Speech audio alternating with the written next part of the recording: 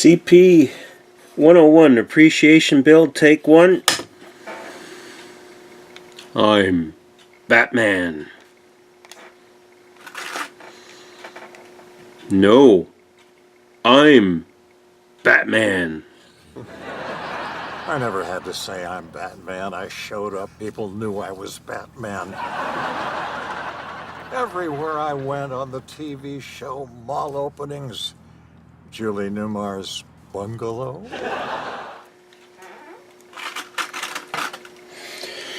Okay. Yes. This is going to be my intro into my CP 101 appreciation build. And yes, we have two Batmen, I guess. So let's go back to when I originally talked about doing this. I showed this as a teaser. And many of you guessed what it was, and I don't know if the camera can pick it up, but you can see it says right on the tree trunk, it says Batman. When I showed it to you originally, I had my hand around it, but many of you had it figured out already. So this is from the vintage, I believe, Aurora kit of actually the cartoon Batman. Of course, at the time, I always took it to be the Batman from the Batman TV series, but no, he isn't really. He is more from the actual Batman comic books, and he went on the base like this. And he's holding on here. I don't know if you can see that. So he's holding on to the tree trunk, and he should have a batarang in his left hand. He does not. This I built when I was a kid, and it's actually survived pretty much intact up till now, except his hand broke off. I don't know. Yeah, you can see the break there, and it is still attached to the tree. There you can see the rest of his hand stuck to the tree. This is coated in many years worth of dirt and dust, so the first order of business will be to give cartoon Batman, or we'll call him comic book Batman, I mean, is to give him a good, in his tree, his little diorama, a good wash, and lots of soapy water and whatnot. The diorama, I'm not sure if I'll try to take apart. Of course, this was all glued with tube glue and not clamped together or anything, so you might be able to see here that his hip, his right leg is separated. It never stayed together. And so I've got to take that apart and glue it properly. He has all sorts of seam lines on him. His rear end has a good goop of glue there. It's going to take a lot of cleaning up and seams work and whatnot. And usually I'm not too keen on redoing things I built as a kid or as a young person. I have some car models that I don't intend to ever really redo. But this I've always regretted that I just glued it all together the way it was without any painting or anything else. And I would like to do this nicely. So that's basically what I was introducing when I mentioned the CP 101 build there a couple months ago now, I guess, if not longer. This is what I was planning to do. However, on the trip to Salt Lake City, on our return trip, we stopped in at Model Cave in Ypsilanti, Michigan.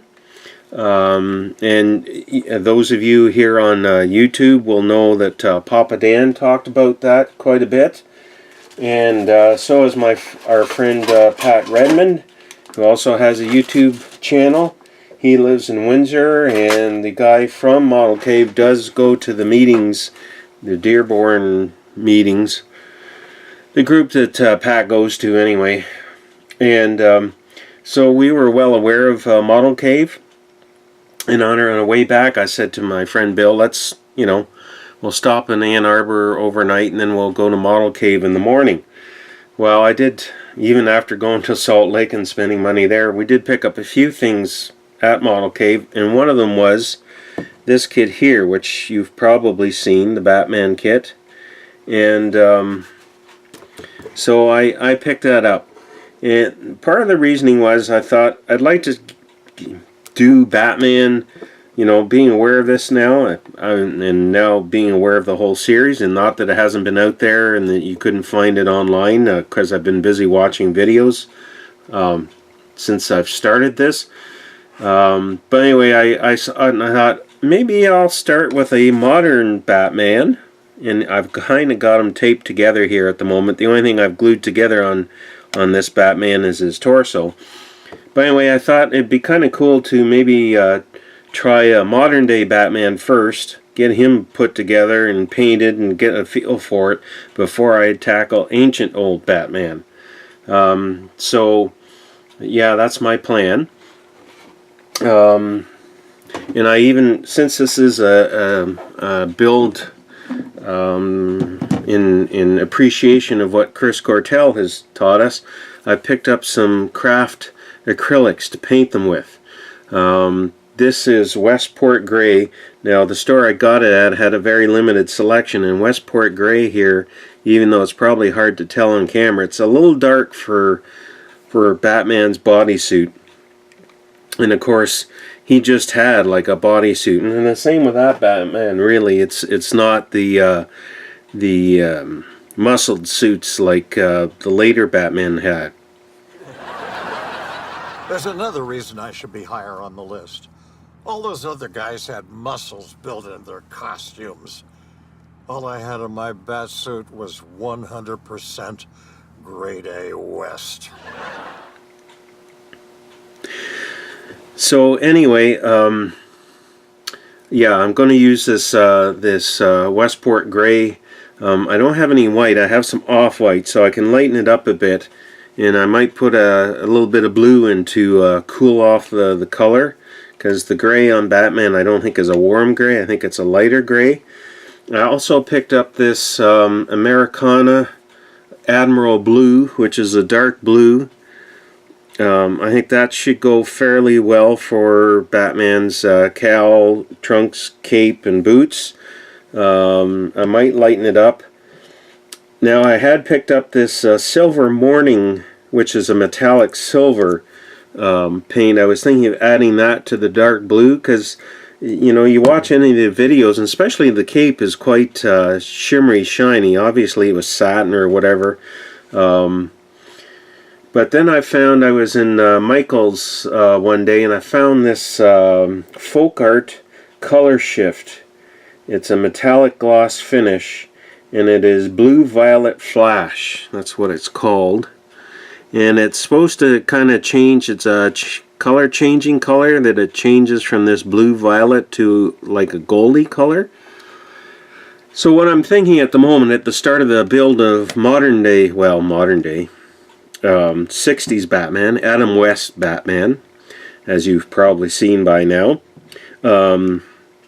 is that I might use the dark blue, and I'm thinking of putting a light coat of this violet flash, blue violet flash, on top of it, just to see if we can kind of get that purpley, shimmery look to things. I don't know how that's going to work out. I've never done figures, except for old Batman over there.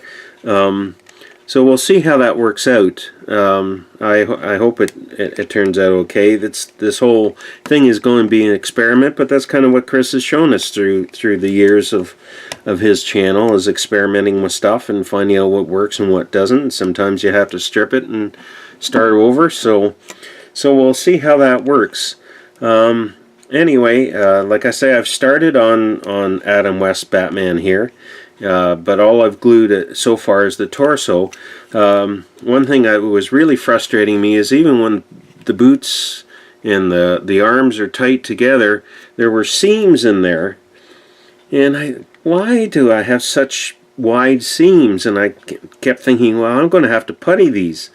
Until one of the people on YouTube, Lou Dalmazo, I believe, he's known also as Aztec Dummy. I mean, he's under his own name on YouTube, but he's also known as Aztec Dummy because he does the Aztec masking for the Star Trek vessels, as well as many other things. Anyway, he mentioned that no, those seams are supposed to be there. Oops. Sorry, Adam West, you just lost your head.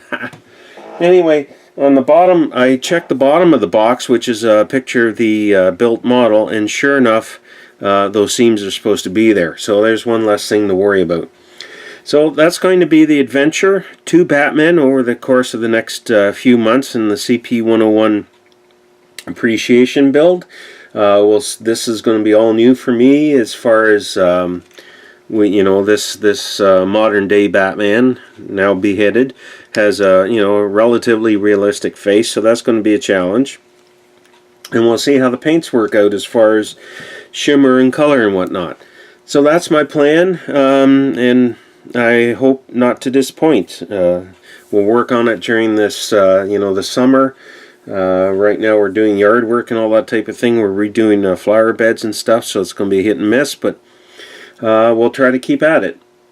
Thanks for watching, and we'll talk to you later. Bye now.